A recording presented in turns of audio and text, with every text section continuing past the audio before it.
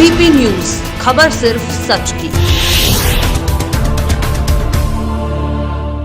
2022 के चुनाव को लेकर भाजपा के द्वारा लगातार तैयारियां की जा रही हैं। आज भाजपा के उप मुख्यमंत्री दिनेश शर्मा के द्वारा अलीगढ़ के विधानसभा इजलास में भाजपा के पदाधिकारियों के साथ बैठक में शिरकत की गई, जिसमें उनके द्वारा कार्यकर्ताओं की भीड़ को देखकर डिसीजन की बात कही। उनके द्वारा कहा गया कि अब लगता है जैसे मानो अब अलीगढ़ का ताला विपक्षियों के मुंह पर लगकर रहेगा। दरअसल पूरा मामला जिला अलीगढ़ के विधानसभा इजलास के किशन गेस्ट हाउस का है, जहां भाजपा के उत्तर प्रदेश सरकार के उप मुख्यमंत्री दिनेश शर्मा के द्वारा अपने निर्धारित समय से 1 घंटा देरी से पहुंचने के बाद शिरकत की। वहीं भाजपा के पदाधिकारियों का कार्यक्रम स्थल पर सुबह से ही जमावड़ा लगा रहा। प्रशासन के द्वारा सुबह से ही सुरक्षा व्यवस्था के पुख्ता इंतजाम कर रखे थे। जिलाधिकारी सेल्वा कुमारी जे और एसएसपी कलानिधि नेथानी और भाजपा के सांसद और विधायकों के द्वारा उप मुख्यमंत्री का बुकेट देकर स्वागत किया। वहीं मंच से अपने संबोधन में उप मुख्यमंत्री दिनेश शर्मा के द्वारा कहा गया कि आज रामलला के दर्शन हो रहे हैं। धारा 370 को लेकर विपक्ष पर जमकर तंज कसे। उनके द्वारा कहा गया कि 2022 के चुनावों में विपक्ष को मुंहतोड़ जवाब देने की जरूरत है। तो मैं कह दूंगा हाई वोल्टेज करंट है और इससे विपक्ष को बड़ा झटका लगने वाला है। ये सपा, बसपा, माकपा, बाकपा, इधर का उधर का, हैदराबाद का कोई मुझे कह रहा था कि आग उगलते हैं आके हैदराबादी नेता, और उत्तर प्रदेश में वो सांप्रदायिकता पैदा कर देंगे। तो किसी ने कहा दीदी वाला बंगाल का कुछ लोग आने वाला है और मोदी जी और योगी जी के खिलाफ चुनावी मैदान में माहौल बनाने वाला है। तब तक किसी ने कहा कि जो बीजेपी से चली गई शिवसेना, वहां के लोग भी अब विपक्ष के साथ में मिलकर, महाराष्ट्र के लोग आकर उत्तर प्रदेश के चुनावी मैदान में कुछ लोग कूदने वाले हैं।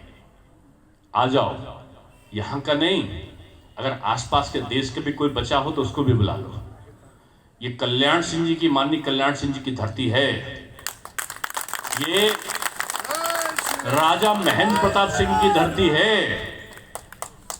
ये जाट राजा महेंद्र प्रताप सिंह जी की धरती है। यहाँ के वीर जवानों की, अलीगढ़ तो शहीदों का, सेनानियों से भरा हुआ अलीगढ़ है हमारा, और ये क्रांतिकारियों का जब एक तरीके का शहर है। के लोग थे अपने संदेश वाहक भेज रहे हैं, चले जाओ उन आकाओं के पास और फिर कह दो कि ये अराजकता फैला दे प्रदेश में।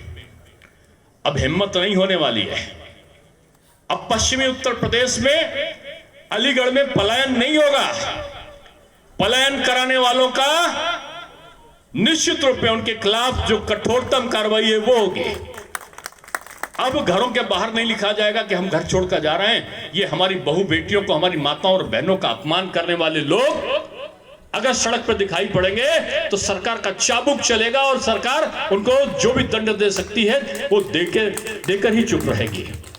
मैं इसलिए कह रहा हूं कि आज 4.5 वर्षों में एक भी दंगाई दिखाई क्यों नहीं पड़ा? 4.5 वर्षों में एक छोटी सी घटना क्यों नहीं घटी? जलूस निकलता था श्री रामलीला का तो तनाव होकर कर्फ्यू लग जाता था। माता दुर्गा की पूजा होती थी तो कर्फ्यू के सामने साए में प्रतिबंध लग जाता था। रामलीला आने से पहले ही तमाम प्रकार की दुर्भावनाओं से ग्रसित होकर आदमी डरकर सिहर जाता था। दिन में शाम को 5-6 बज जाए तो माताएं बहनें घरों के अंदर हो जाती थी पश्चिमी उत्तर प्रदेश के उसमें। कल शामली गए थे, कैराना गए थे माननीय मुख्यमंत्री जी। पलायन करके जो लोग गए थे लौट कर अपने घर आए। हिंदुस्तान में रहने के बाद, हिंदुस्तान की धरती पर रहने के बाद, हिंदुस्तान में रहने के बाद वो पलायन के लिए कोई यहां का नागरिक मजबूर हो, कैसे हो सकता था? लेकिन उत्तर प्रदेश में होता था। क्यों?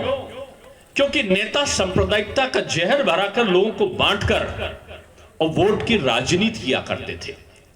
बीजेपी ने कहा नहीं चलेगा, और भारतीय जनता पार्टी की सरकार में आपने देखा होगा हमने भेदभाव किसी के साथ नहीं किया। ये हमारा सरस्वती शिशु मंदिर है, विद्या भारती के द्वारा संचालित है, और संघ परिवार का जो भैया एक तरीके से जो प्रतिष्ठान है उसके रूप में जाना जाता है।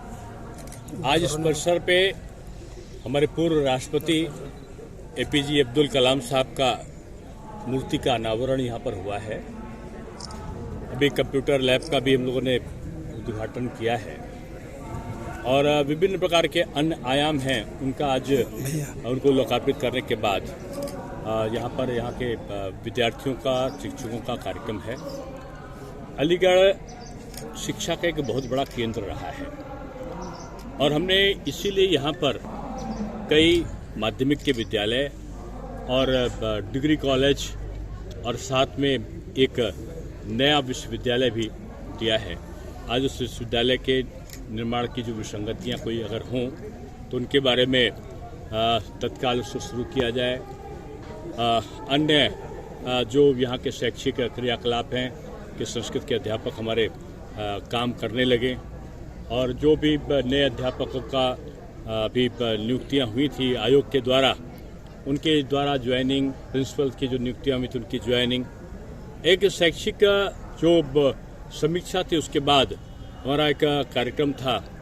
यहाँ पर कार्यकर्ताओं का बहुत बड़ा सम्मेलन था और मुझे खुशी है कि अलीगढ़ में एक कार्यकर्ताओं का जो उत्साह है वो एक अलग प्रकार का दिखाई पड़ता है और मुझको लगता है कि ये पूरे प्रदेश को संदेश देने वाला वातावरण यहाँ पर है और निश्चित रूप में जो पिछला रिकॉर्ड भारतीय जनता पार्टी का है, आने वाले चुनाव में वो रिकॉर्ड टूटेगा और पूरे पुरजोरी के साथ में ये जो ज़िले हैं, चाहे भी मैं हाथरस से भी आया हूँ, हाथरस है, अलीगढ़ है, आसपास के ज़िले हैं, ये एक तरीके से जो मुख्यमंत्री के और केंद्र सरकार के काम हैं उनसे लाभान्वित भी हुए हैं और यहाँ के लोगों में एक अजीब सा उत्साह और करंट है और विपक्ष के प्रति गुस्सा है। सर, राकेश टिकैत ने कहा जो योजना पुरानी थी उनका उद्घाटन करने में लगी हुई है। अब कोई भी एक योजना कोई पुरानी बता दे। बीजेपी ने शिलान्यास भी किया और बीजेपी ने लोकार्पण भी किया है। बीजेपी दूसरों के जो सपना में उनको दिखाई पड़ गया वो किसी लोगों को, कुछ राजनीतिक दल के नेता और भी हैं जो कहते हैं कि मैंने सोचा था और बीजेपी ने करा है। तो अगर किसी ने सोच लिया था तो उनकी सोच सामने क्यों नहीं आई? 5 साल ये भी रहे, 5 साल वो भी रहे। बीजेपी ने आने के बाद केवल काम किया है और वो काम आज चढ़कर बोल रहा है और यही विपक्ष के लिए विपक्ष के दुख का कारण है। सर, उत्तर प्रदेश में आखिरी कील होगी। 3 कानून देखिए, कुछ लोग तरह तरह की घोषणाएं करते हैं, उनका अधिकार है। लोकतंत्र में सभी को अपनी बात कहने का और अपने कार्यक्रम करने का अधिकार है, लेकिन सब जानते हैं कि बेहतर ये होता कि लोग अलग अलग एक ही भाषा में जो विपक्ष बोल रहा है वही कुछ लोग किसानों के नाम पर बोलते तो ये उचित नहीं है। उनको चाहिए अगर राजनीतिक मंतव्य रख रहे हैं तो राजनीतिक दल के रूप में सामने आए, जिसको भी आना है।